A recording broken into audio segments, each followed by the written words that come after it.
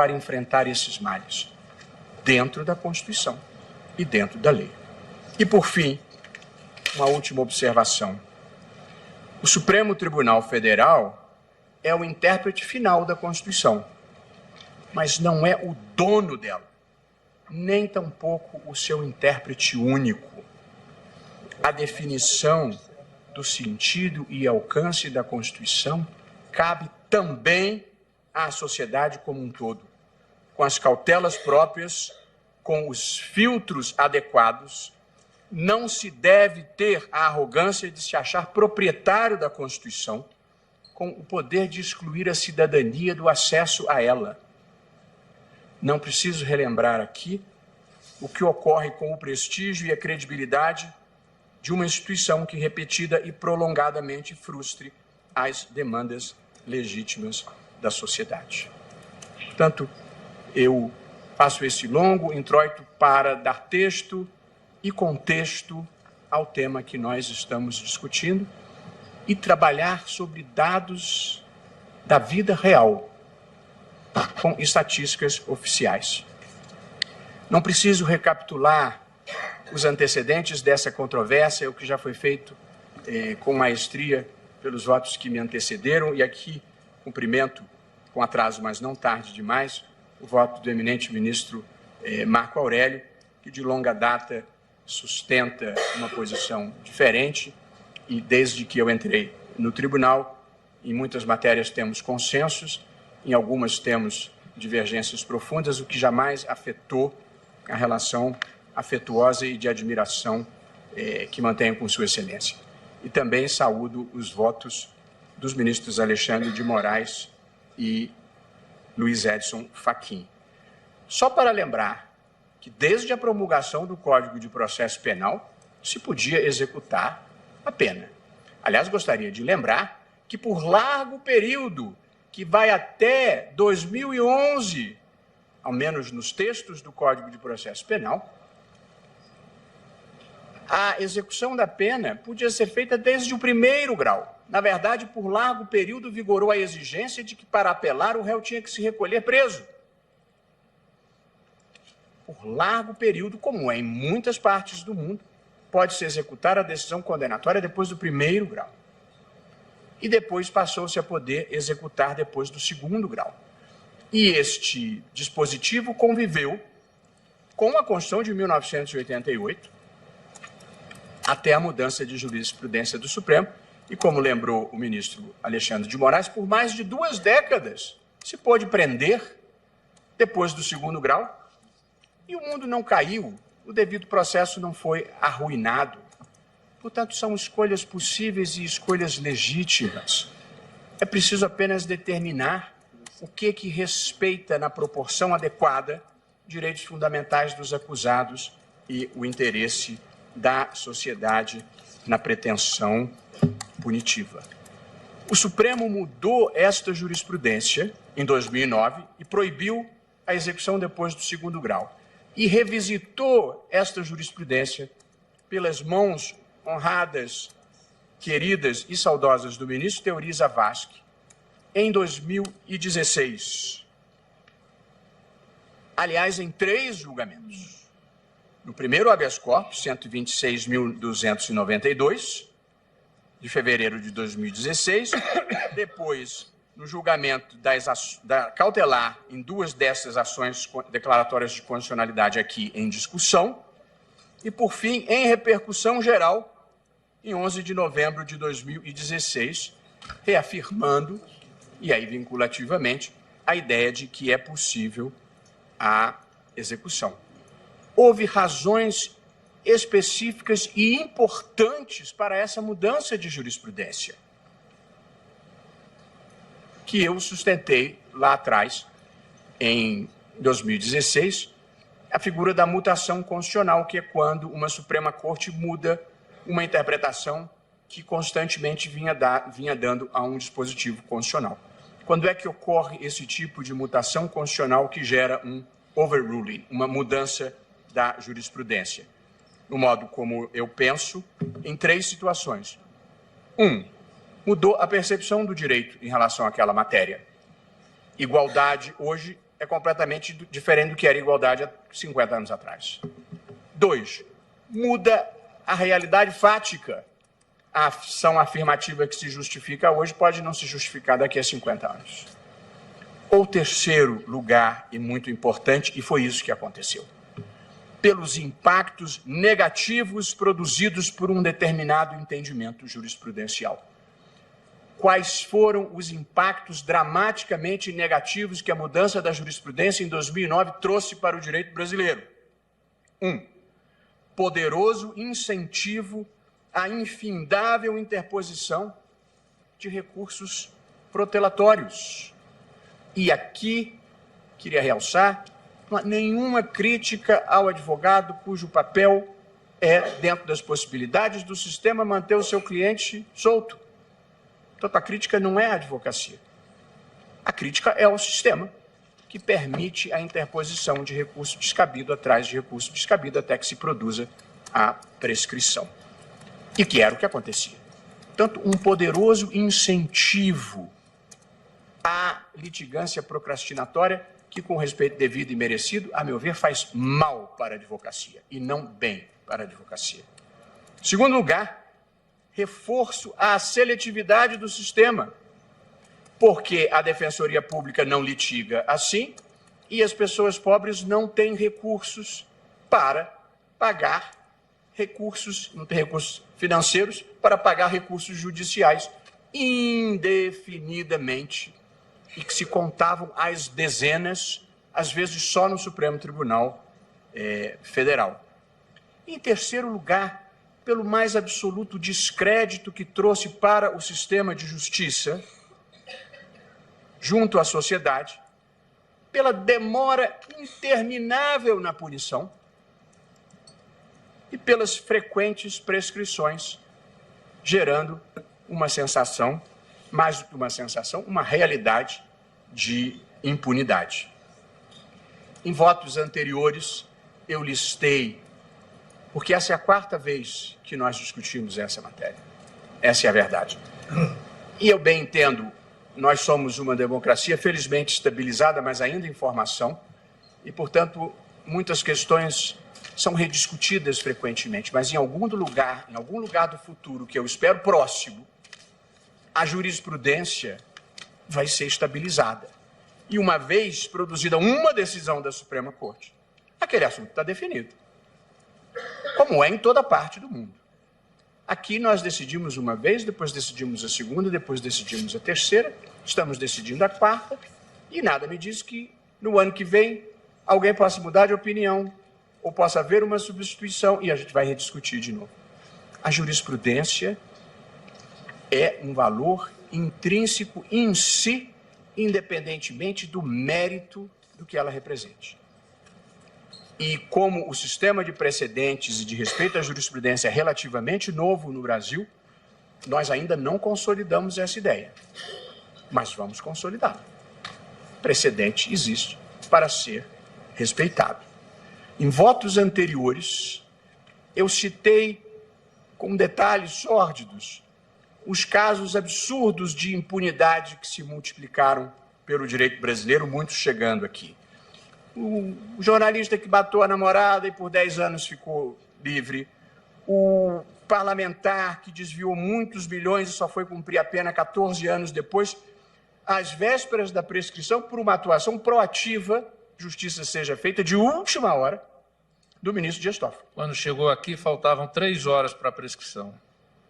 Que seria um escândalo, aqui para nós, desvio de 160 milhões na construção de um tribunal. Aí eu decretei o trânsito em julgado pelo abuso de recorrer monocraticamente, ad referendo da turma, levei a turma por sugestão do ministro Marco Aurélio, pela dimensão da novidade, não vou negar, uma novidade, acatei a sugestão de imediato na turma, ainda estava na primeira turma aquela oportunidade, de trazer ao plenário. E o plenário deliberou, colegiadamente, de que o abuso de recorrer se configurava presente no caso concreto e foi exatamente firmado o trânsito em julgado. Na ocasião, Vossa Excelência destacou que haviam sido 21 recursos. Só no Superior Tribunal de Justiça. o suplente de deputado federal que contratou pistoleiros para matar a titular e tomar a sua vaga e que só foi preso 13 anos depois. O caso dos assassinos da missionária Dorothy Stang, morta em 2005, que só foram cumprir a pena agora, dias atrás, em 2019. O caso do propinoduto do Rio de Janeiro, ocorrido entre 99 e 2002, em que a pena só veio a ser executada em 2018. Caso que motivou a virada jurisprudencial em 2009, uma tentativa de homicídio praticada em 91, que com a decisão do Supremo prescreveu em 2012, sem trânsito em julgado. São tantos os casos, eu até mandei fazer mais uma pesquisa, e aí vem chacina de Unai, 4 servidores do Ministério do...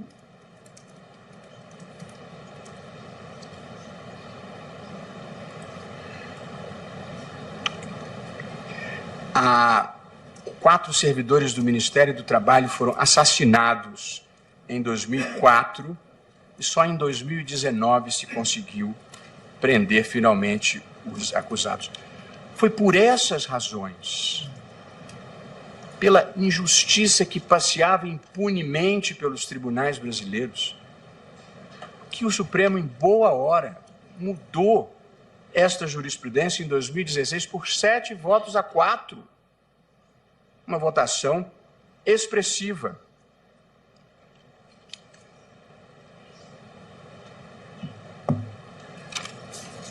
Vejam, Vossas Excelências, o impacto positivo trazido pela nova jurisprudência, que impulsionou a solução de boa parte dos crimes de colarinho branco, porque o temor real da punição levou a uma grande quantidade de colaborações premiadas por réus e de acordos de leniência por empresas. Apenas no âmbito da Lava Jato, em Curitiba foram 48 acordos de colaboração e 13 acordos de leniência. Nós estamos falando de processos que tramitam celeremente, com provas e devolução de dinheiros. No Rio de Janeiro foram 37 acordos de colaboração e 3 acordos de leniência. Em São Paulo foram 10 acordos de colaboração e 2 de leniência. Aqui no Supremo, 136 acordos de colaboração premiados. Vejam o impacto positivo que se produziu. E é preciso ter a compreensão que na criminalidade do colarinho branco, sobretudo quando envolva lavagem de dinheiro, se não tem um colaborador premiado que conheça o esquema, que conheça o caminho do dinheiro e a conta onde ele foi parar, não tem como destrinchar o crime e efetivamente responsabilizar essas pessoas. E a colaboração premiada foi incentivada pela probabilidade ou pela possibilidade real da punição, que agora, com a vênia devida a todos os que pensam diferente, vai ficar retardada tão largamente que vamos voltar ao modelo anterior, em que ninguém fazia colaboração premiada, porque antes de 2016 era difícil a colaboração premiada. As teses jurídicas aplicáveis, presidente, já foram discutidas largamente nas vezes anteriores em que esse tema foi debatido e, portanto, eu vou ser muito breve em relação a elas, apenas para dizer, também pedindo vênia a quem pense diferente, que o que o artigo 57 diz é que ninguém será considerado culpado até o trânsito em julgado. O artigo que cuida da prisão não é esse, é outro. É o inciso 61, que diz: ninguém será preso senão em flagrante delito ou por ordem escrita e fundamentada da autoridade judiciária competente. O requisito para se decretar a prisão no direito brasileiro não é o trânsito em julgado, é a ordem escrita e fundamentada da autoridade judiciária competente. A regra que a Constituição quis estabelecer é a da reserva de jurisdição. Só o juiz é que pode mandar prender. Tanto assim é que o sistema admite as prisões processuais, preventiva e temporária, e admite prisão para fins de extradição, expulsão e deportação. Todas elas sem que se exija trânsito em julgado. Muitas delas sem que se exija sequer decisão de primeiro grau. O sistema anterior era muito ruim e é por isso que ele incentivava as prisões provisórias. Essas estatísticas que nós vimos de 2016 para cá, elas vão melhorar em termos de prisão provisória, porque os juízes prendem provisoriamente para antecipar uma justiça que ele sabe que não vai acontecer no final. É o que acontece muitas vezes. 40% dos presos são presos provisórios. Quem são os presos provisórios? São os pobres. São aqueles crimes que eu falei no início da minha apresentação. Gente que é presa em flagrante e fica lá, esquecida, muitas vezes sem formação de culpa.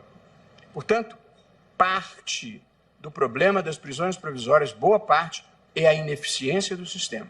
E a ineficiência do sistema é agravada pela impossibilidade de execução da pena depois do segundo grau. E, portanto, procrastinar o fim do processo é dar incentivo a esta mazela, que é a prisão provisória, com todas as vênias de quem pensa. Ministro Luiz Roberto, pois não. Permite concluir. Claro, com prazer.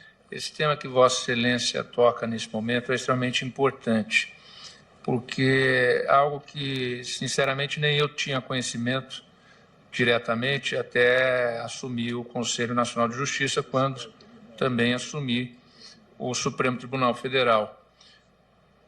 E existe um banco, já um levantamento, seja pelo DEPEN, do Ministério da Justiça e Segurança Pública, que Vossa Excelência, inclusive, citou números, seja por parte do Conselho Nacional de Justiça, a gestão da ministra Carmen fez o censo penitenciário e agora estamos implementando o sistema eletrônico de execução unificada com o Banco Nacional de Dados.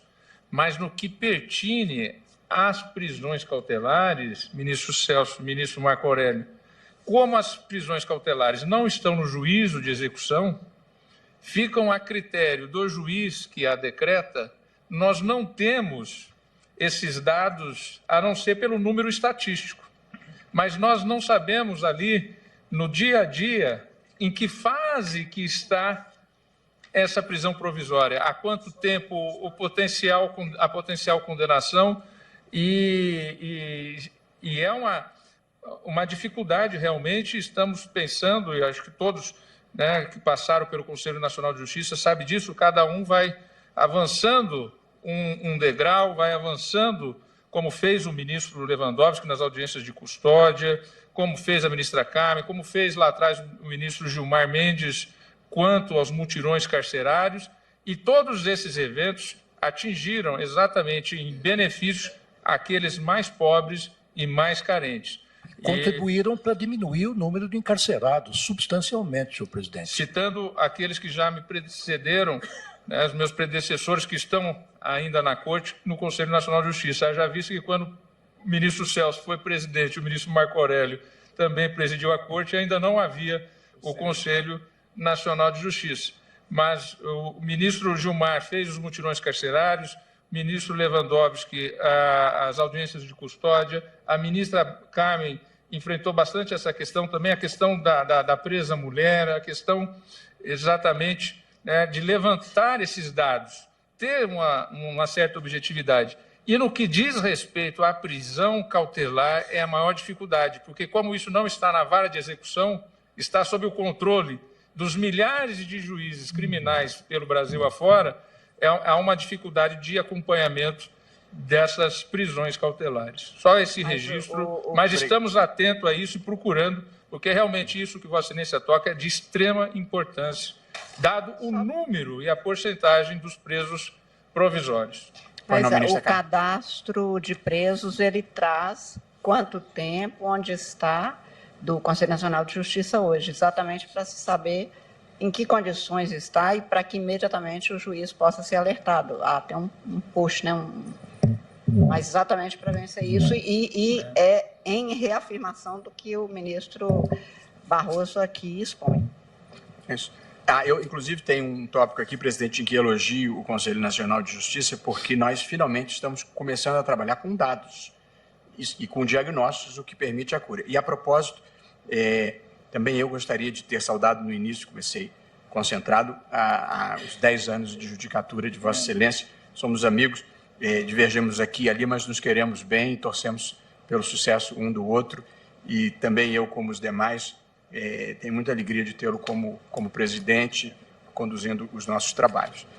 Mas então, dizia eu, essa interpretação, a ideia de que é a única interpretação possível não pode subsistir, ela não tem amparo na Constituição, e não é assim em praticamente nenhum lugar do mundo. O ministro Teori, no seu memorável voto de 2016, citou a quantidade de países, pesquisa, em que não é assim. Os mais importantes, Inglaterra, Estados Unidos, Canadá, Alemanha, França, Portugal, Espanha, Argentina. E eu fui a todas as declarações de direitos humanos, Declaração Universal dos Direitos Humanos, Convenção para a Proteção dos Direitos do Homem e das Liberdades Fundamentais, Carta dos Direitos Fundamentais da União Europeia, Carta Africana dos Direitos do Homem e dos Povos, Declaração Islâmica dos Direitos Humanos, Pacto Internacional dos Direitos Civis e Políticos e Convenção Americana sobre Direitos Humanos, que é o Pacto de São José de Costa Rica. Nenhum deles exige trânsito em julgado para a possibilidade de prisão.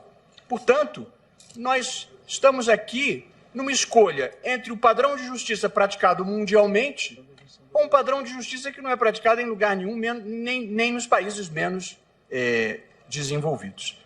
A segunda tese, portanto, a primeira a Constituição não exige trânsito em julgado. A Constituição exige ordem da autoridade competente, que é o juiz. Em segundo lugar, a presunção de não culpabilidade ou de inocência, ela é um princípio constitucional. É inequívoco que é um princípio constitucional. Porque se ela fosse uma regra, eu não poderia prender provisoriamente.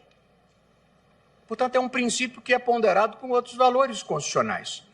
Alguém pode não gostar que seja assim, mas a gente não pode quebrar o espelho por não gostar da imagem. Há um princípio constitucional, que é o princípio da presunção de inocência. O que significa ser um princípio?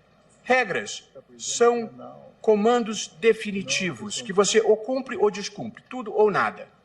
Princípios são fins públicos, são estados ideais que você cumpre como dignidade, como justiça, como liberdade, como igualdade, que você cumpre na maior medida possível em confronto, muitas vezes, com situações fáticas ou jurídicas a ele, princípio, contrapostos. Assim é em toda parte do mundo. E, portanto, há princípios em jogo aqui. A presunção de inocência é muito importante, mas o interesse da sociedade na persecução penal e num sistema penal minimamente efetivo também é muito importante. Porque o sistema penal minimamente eficiente, ele não existe para produzir vingança privada, nem por desfastio de autoridades perversas, ele existe para proteger os direitos fundamentais de todos. O sistema punitivo existe para proteger a vida, a integridade física, a liberdade, a propriedade, a probidade das pessoas de uma maneira geral. Portanto, nós estamos falando de direitos fundamentais dos acusados e de direitos fundamentais de outras pessoas. E, evidentemente, um direito fundamental não é mais do que o outro. Os direitos fundamentais, eles são ponderados, como disse o eminente advogado-geral da União numa sustentação memorável feita da tribuna, vítimas também têm direitos humanos e, portanto, as instituições também têm que zelar por isso. E esse é um ponto muito importante. Eu fui advogado, muitos anos o advogado, ele só julga a causa uma vez, quando ele aceita. A partir dali, ele tem um compromisso, fazer tudo o que é legal e eticamente possível para defender o interesse que ele patrocina.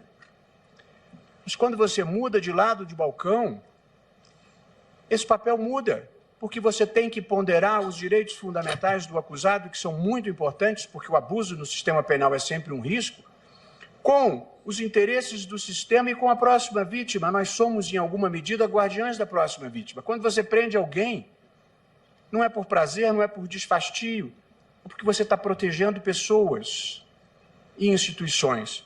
Portanto, não é com regozijo que se troca de lado da advocacia para a magistratura.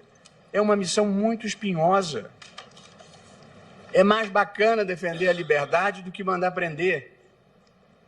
Mas eu tenho que evitar o próximo estupro, o próximo homicídio, o próximo roubo, quando isso seja perceptível dos autos.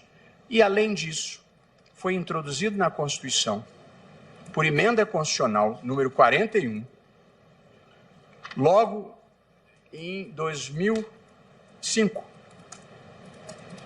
ministro Tomás Bastos era o ministro da Justiça e introduziu na Constituição. Tivemos o ministro Fachin e eu numa comissão constituída por ele que impulsionou o trâmite dessa reforma do Judiciário. Me lembro que nós escolhemos pontos específicos que incluía a repercussão geral, a súmula vinculante, autonomia para a Defensoria Pública, e para investir naqueles pontos na aprovação no Congresso Nacional. E ali se aprovou esse dispositivo. Todos no âmbito judicial e administrativo são assegurados, a todos no âmbito judicial e administrativo são assegurados a razoável duração do processo e os meios que garantam a celeridade de sua tramitação. Portanto, entre teses alternativas razoáveis, se uma acelera a tramitação e a outra retarda indefinidamente, também aqui há um vetor constitucional que aponte. Agora, nada disso estaria acontecendo se os processos demorassem o que tem que demorar. 6 meses, 1 ano. 1 ano e meio se for muito complexo. Aí podia esperar. O que não pode é a execução da pena se dá 12, 14, 15, 18 anos. Ou, recentemente, na primeira turma, nós condenamos um agente público com pena, porque já estava entrado em anos, assim, mais de octogenário, mas desviava dinheiro desde cedo, viu? Portanto, a punição retardada não é boa para ninguém. Aquela altura da vida já devia estar solto, desfrutando dos netos. Portanto, o sistema tem que ser eficiente. Não é possível nós nos acomodarmos com esse patamar muito ruim de justiça de uma maneira geral. E o terceiro motivo é que depois da condenação em 2º grau, já não há mais dúvidas sobre autoria e materialidade. Não é possível produzir provas depois. E, portanto, se já não há mais dúvida de que o crime foi cometido e de que aquele é o autor, considero um mandamento de ordem pública que se dê cumprimento à decisão. E, portanto, se alguém quiser um fundamento infraconstitucional para a prisão depois do 2º grau, é o artigo 312 do Código de Processo Penal, garantia da ordem pública. Porque alguém condenado em 2º grau permanecer mais 3, 5, 7, 8, 10 anos, levando vida normal, muitas vezes desfrutando do dinheiro que desviou, ou convivendo com a família da vítima que tem que ver todos os dias, é negação de justiça. Portanto, para a credibilidade da justiça, uma vez assentada a culpabilidade e tendo em vista os índices irrisórios de reforma, e vou chegar a esse ponto, presidente, vou acelerar um pouquinho aqui, mas essa é uma questão muito importante. E aqui, outra coisa, estatística é uma coisa séria. Não é assim, 30%, 50%, 70%. Preciso trabalhar com dados reais. Portanto, esses são 3 dos argumentos jurídicos acrescidos de que o artigo 283, que é o que se pede a declaração de constitucionalidade, ele evidentemente não impede a execução depois do 2º grau. Aliás, nas ações se diz que no julgamento do habeas corpus não se discutiu o artigo 283. Eu fui ao meu voto no habeas corpus e aqui transcrevo exatamente o que disse no primeiro habeas corpus trazido pelo ministro Teori, abro aspas. Essa ponderação de bens jurídicos não é obstaculizada pelo artigo 283 do Código de Processo Penal. Note-se que este dispositivo admite prisão temporária e prisão preventiva, que podem ser decretadas por fundamentos puramente infraconstitucionais. Quando é que você pode decretar?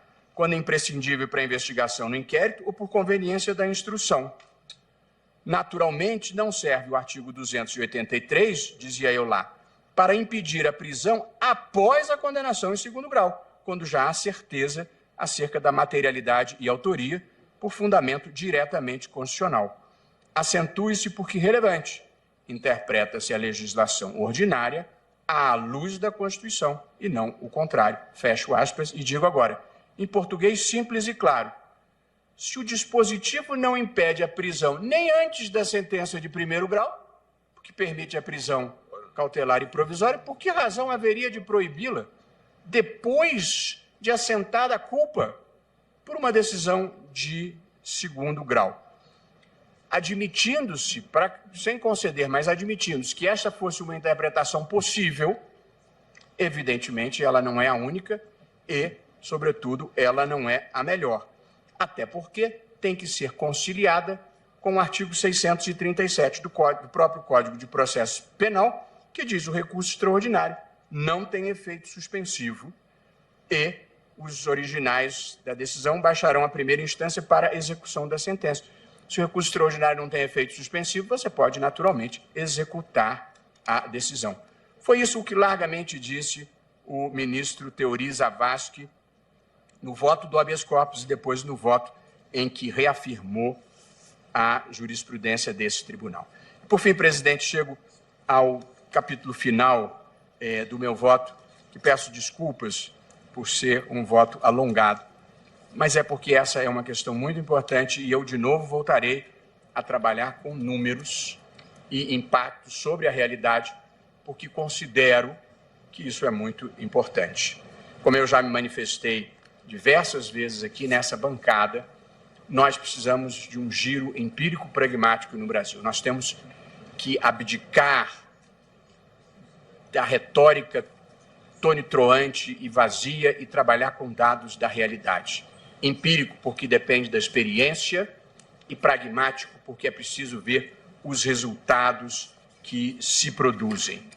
E aqui, presidente, embora existam muitas complexidades e sutilezas que eu estou aqui abreviando, não estando em jogo valores ou direitos fundamentais, ou estando em jogo direitos fundamentais contrapostos, será legítimo, quando não exigível, que o intérprete construa como solução mais adequada a que produza as melhores consequências para a sociedade. Eu não estou falando de prender A, B ou C. Nós não estamos falando de um processo criminal. O processo criminal é prova. Nós estamos falando de sentidos a serem dados a um texto constitucional. Estamos discutindo qual a tese produz melhores resultados para a sociedade. E aqui eu gostaria de, nesse capítulo final, trabalhar com alguns números. Alguns deles recentemente obtidos, também gentilmente, na presidência do Supremo, fornecidos pela secretária-geral. No voto anterior, na cautelar, eu trouxe os dados de que, no período entre 1º de janeiro de 2009 até 19 de abril de 2016, os recursos extraordinários em matéria penal no Supremo apresentavam os seguintes números: 25.707 recursos extraordinários ou agravos em matéria criminal. Desse total, um percentual de 2,93% foram acolhidos, tanto em favor da acusação quanto da defesa. Quando se vai verificar o percentual de recursos extraordinários acolhidos em favor dos réus, cai para 1,12%. E quando se vai examinar o percentual de absolvições, é de 0,035%. Em 25 mil recursos extraordinários, houve 9 casos de absolvição. Disse eu na época, aguardar o trânsito em julgado do recurso extraordinário produz impacto de 1,12% em favor da defesa, sendo que apenas 0,035% de absolvições. subordinar todo o sistema de justiça a esses números irrisórios de reforma da decisão, a meu ver, não tem razoabilidade nem racionalidade. Já agora, a meu pedido, a presidência do tribunal atualizou esses dados e, de novo, me surpreendi com os dados oficiais da presidência. Entre os processos que transitaram em julgado de 2009 a 2019, presidente, 97,23% dos recursos criminais foram desprovidos. E o índice de provimento foi de 2,77, entre defesa e acusação. Não houve tempo de se fazer a separação em que quantos eram da defesa e da acusação, mas mesmo que se dividisse ao meio, o que não é fato, porque tem mais recurso provido para a acusação, nós estaríamos falando de 1,38% no total de recursos. O que, de novo, vamos cair em 0,0 alguma coisa de absolvição. De modo que eu insisto, protelar o processo por muitos anos, e vou chegar a esse ponto de muitos anos, por uma porcentagem ínfima de reforma, todas as vênias, não faz sentido. Eu entendo a posição dos que acham que bastaria um caso para justificar. Eu entendo. Mas, por essa lógica, a gente devia fechar todos os aeroportos. Porque, apesar de todos os esforços, de toda a segurança, vez por outra tem um acidente. Ou o mesmo para a indústria automobilística, ou para a construção civil, ou para quase todas as atividades humanas no mundo. Não há sistema de justiça, não há atividade humana imune a algum grau de erro. Sendo certo que quando um tribunal superior reforma a decisão de um tribunal inferior, não quer necessariamente dizer que o inferior estava errado. Quer dizer apenas que alguém falou por último, porque se tiver alguém acima do Supremo, vai reformar decisões do Supremo, porque assim é a vida. Os números no Superior Tribunal de Justiça são os mesmos do meu voto anterior, presidente, não vou reiterar, mas são muito parecidos com os do Supremo. 0,62% de absolvição no Superior Tribunal de Justiça. Eu consideraria razoável somar a este número 1,02% de substituição de pena privativa por medida restritiva. Portanto, estamos falando de 1,64%. Há uma reportagem, presidente, da Folha de São Paulo, dos jornalistas Flávia Faria e Guilherme Garcia, publicada na semana passada, 16 de 10 de 2019, em que se afirma, suponho que com base em informações da presidência, que 63% dos recursos levam até um ano para transitar em julgado no STJ. E no STF, 77% transitam em julgado em um ano. Eu não vi a pesquisa, ela não é oficial, mas eu vou aceitar como uma pesquisa correta. Mas é preciso ler essa pesquisa a contrário senso. No STJ, 37% dos casos levam mais de um ano. E no STF, 23% dos casos levam mais de um ano. É aí que mora o problema.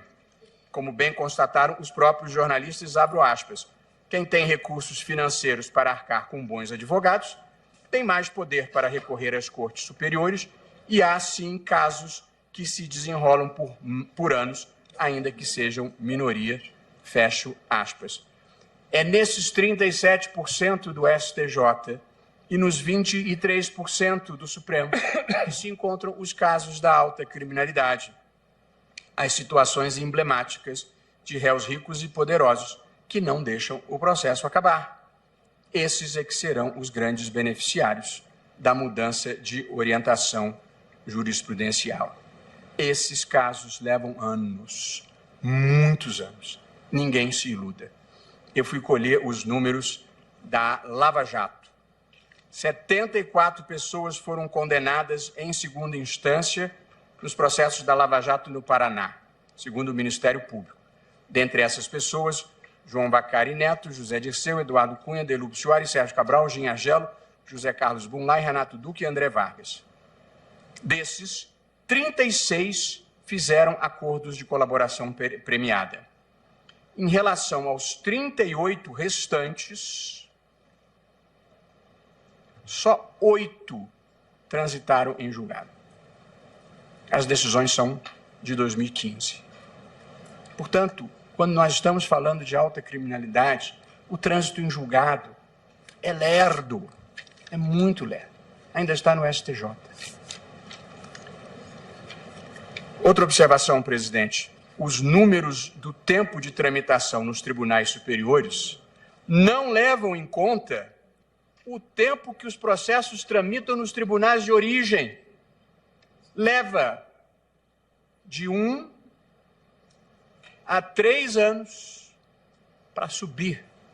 Portanto, depois da decisão de segundo grau, leva...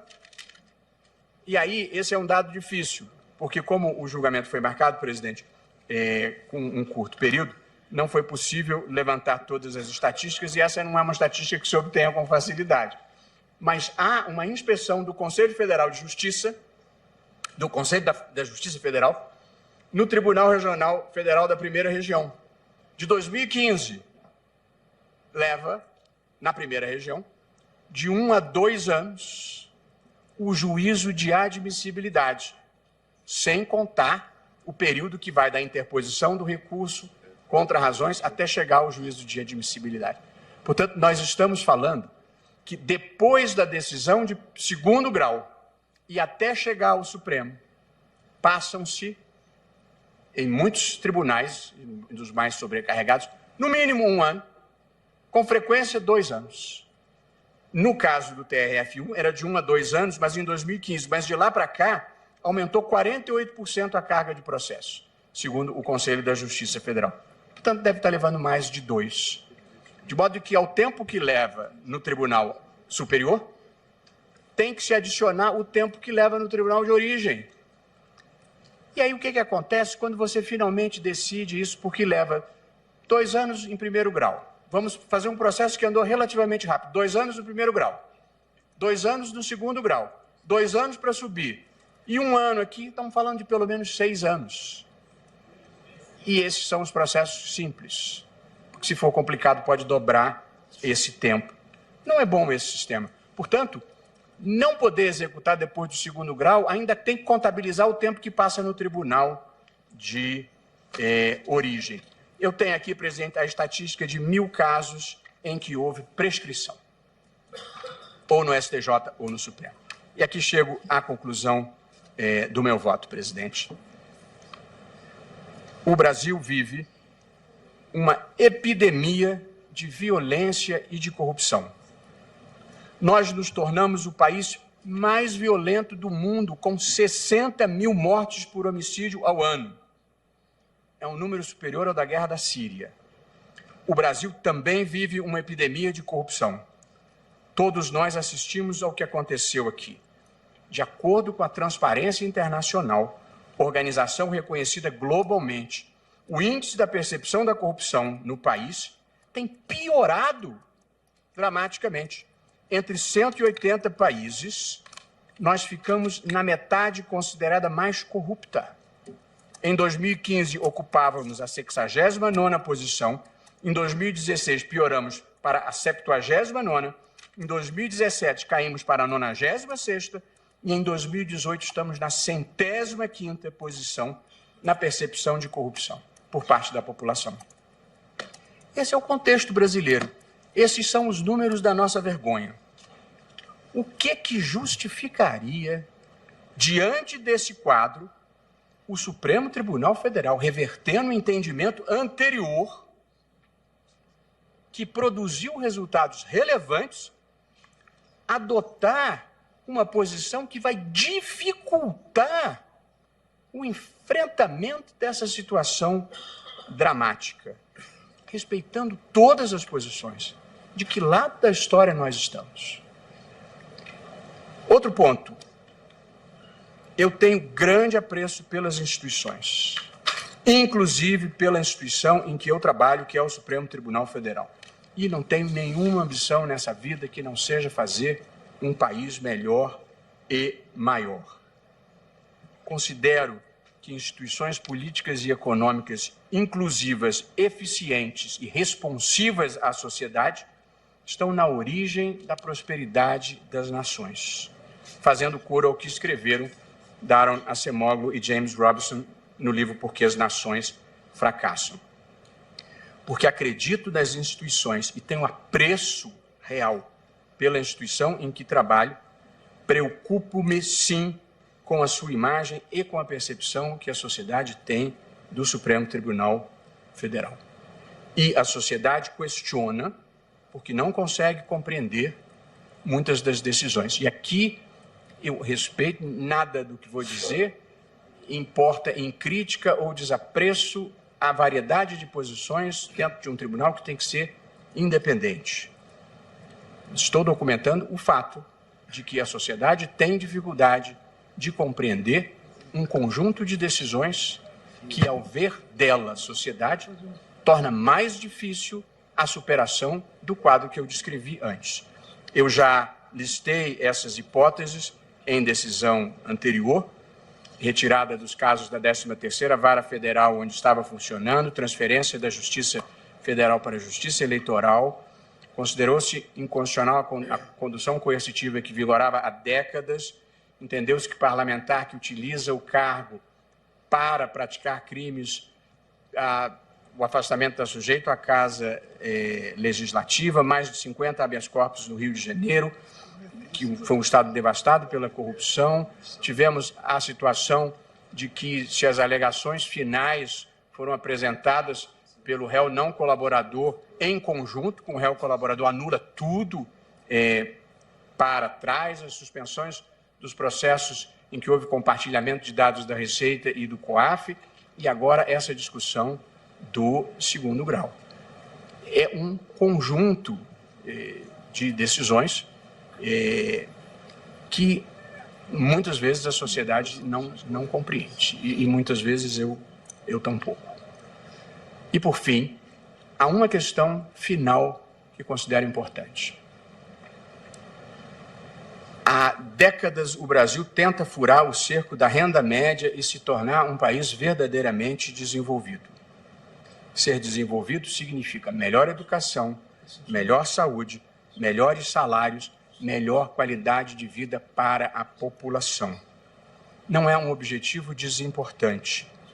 O Clube das Nações Desenvolvidas é a OCDE, Organização para a Cooperação e Desenvolvimento Econômico. Pois também me preocupa a percepção que o mundo desenvolvido tem do meu país. Essa não é uma questão supérflua. As sociedades capitalistas vivem da segurança jurídica, da confiança nas instituições e nos atores públicos e privados. É isso que determina o nível de investimento e o volume de negócios de um país, e, consequentemente, seu nível de emprego e perspectivas de desenvolvimento. Pois a percepção do Brasil pela OCDE, que é o clube dos países ricos em que o Brasil quer entrar, não é boa. Notícias da imprensa. O Globo. Barrar prisão após 2ª instância será sinal muito ruim para o mundo, diz chefe anticorrupção da OCDE. A notícia é dura. Não vou ler. UOL. Preocupada com a capacidade do Brasil de investigar a corrupção, OCDE envia missão ao país. Vortex. Decisões do Supremo causaram desgaste com o grupo da OCDE. Há uma percepção crítica do retrocesso que isso representa no enfrentamento da corrupção. Pelo mundo desenvolvido. E aqui, evidentemente, nem eu, nem ninguém nesse tribunal é pautado por opinião, seja doméstica, seja externa, que cada um forma a sua própria opinião. Mas num mundo globalizado, nenhum país pode ser uma ilha, menos ainda uma ilha de impunidade. na frase inspirada do Vinícius de Moraes, bastar-se a si mesmo é a maior solidão. Portanto, presidente, o Brasil, tal como eu vejo, e essa é a minha pré-compreensão sobre esse tema, de novo, e sempre respeitando as visões diferentes, nós precisamos substituir o pacto oligárquico que se celebrou aqui, de apropriação privada e dos recursos públicos, por um pacto de integridade fundado em duas regras.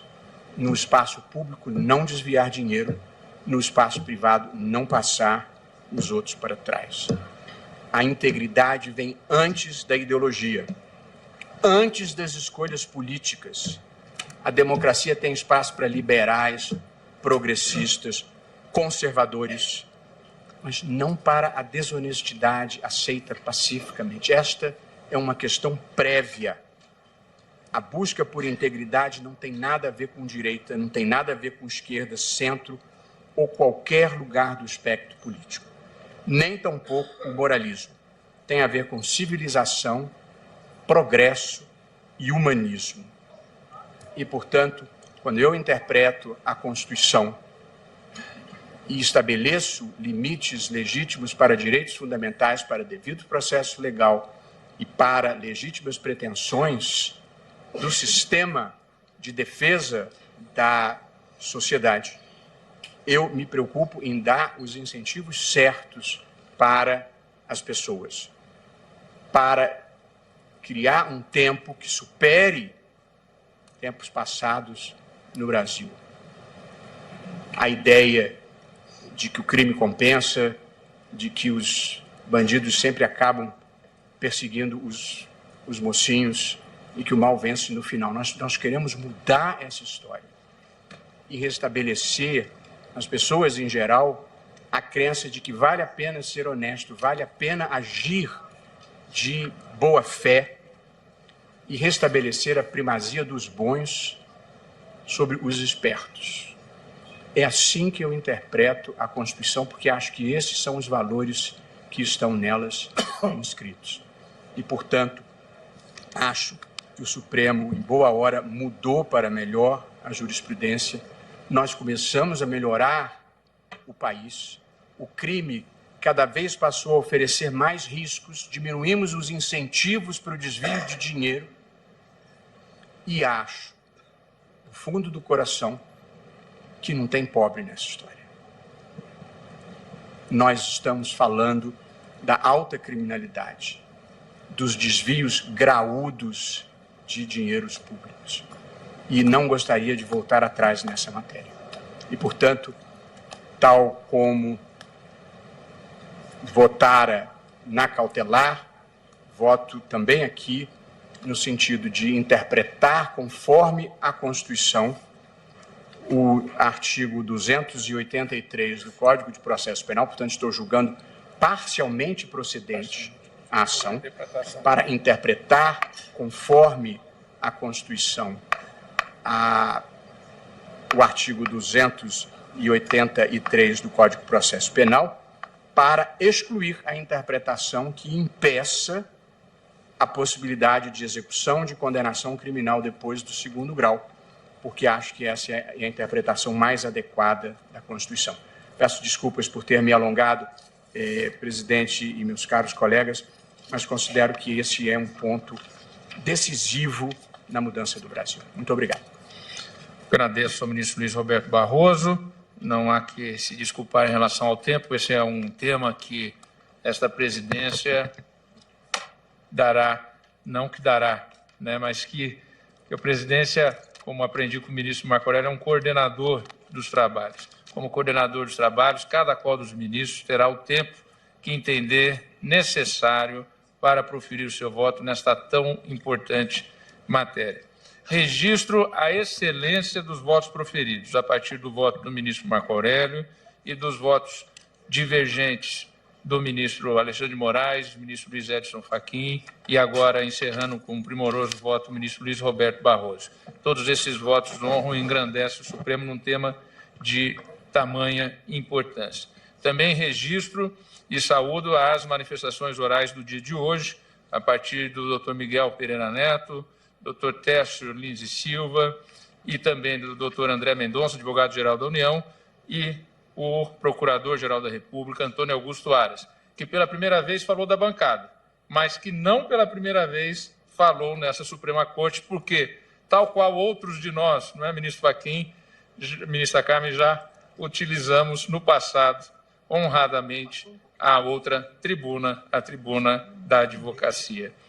Eu registro, então, e que após o voto do relator, julgando procedente a ação para declarar a constitucionalidade do artigo 283 nos termos do dispositivo do seu voto e dos votos do ministro Alexandre de Moraes, que julgava parcialmente procedente para dar interpretação conforme, também votou nesse sentido da interpretação conforme o ministro Luiz Roberto Barroso e do voto do ministro Luiz Edson Fachin, que julgava improcedente para declarar a inconstitucionalidade de interpretação que exija o trânsito em julgado do artigo 283, e o julgamento foi suspenso para continuidade na data de amanhã, às 14 horas. Antes de declarar encerrada a sessão, eu perguntaria aos eminentes colegas o seguinte: como é público e notório, nós estamos recebendo convidados de cortes constitucionais e supremas dos países do BRICS.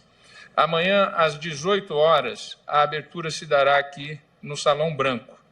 Então, a minha proposição, desde já, para fins de agenda, se vossas excelências concordarem, seria amanhã nós seguirmos sem intervalo até por volta de 17h30, 17h45. E, como eu disse, o tempo disponível para os votos de suas excelências será aqueles que cada qual entender o necessário. Chegando nesse horário, suspendemos, se não tiver terminado o julgamento, para continuidade em sessão futura. Ministro Marco Aurélio, relator, eu escuto Vossa Excelência. E não começamos pontualmente atrasados. Vamos começar pontualmente, às 14 horas. E informo que já estão presentes no Brasil os convidados internacionais que estarão aqui das Supremas Cortes. Registro que o Brasil, atualmente, o Estado brasileiro, é o presidente pro tempore dos BRICS. No mês de novembro, na semana de 13 a 15 de novembro, será o encontro dos chefes de Estado. E aí, em contato com o Ministério das Relações Exteriores, propusemos exatamente que fizéssemos um encontro das Cortes Supremas e Constitucionais dos países integrantes do BRICS antes do encontro dos chefes de Estado no nosso país. É um encontro importante, os convidados internacionais já se encontram no país. Gentilmente, depois da abertura de amanhã às 18 horas, a ministra Rosa Weber cedeu os auditórios do Tribunal Superior Eleitoral para, na sexta-feira, fazermos o nosso encontro, que terá como objeto a tecnologia da informação. E aí, ministro Marco Aurélio, nós vamos apresentar o nosso plenário virtual como algo que está lá à frente, exatamente como nos aparelhando para o futuro do virtual, que já é real, ministro Marco Aurélio. Que não nos tornemos pessoas naturais virtuais. E que, se me permite, pois não, ministra Rosa, já estou prestes a instituir no Tribunal Superior Eleitoral plenário virtual para listas. Eu sou todo o apoio a esta iniciativa, com a vênia do ministro Marco Aurélio. Pois bem, me desculpe, mas eu já havia consultado a ministra Rosa Weber em relação à continuidade do voto. Eu não disse isso publicamente, mas eu tinha o assente de Sua Excelência para suspender a sessão e ouvi-la na sessão de amanhã. Agradecendo a presença de todos, declaro encerrada a presente sessão. Uma boa noite a todos.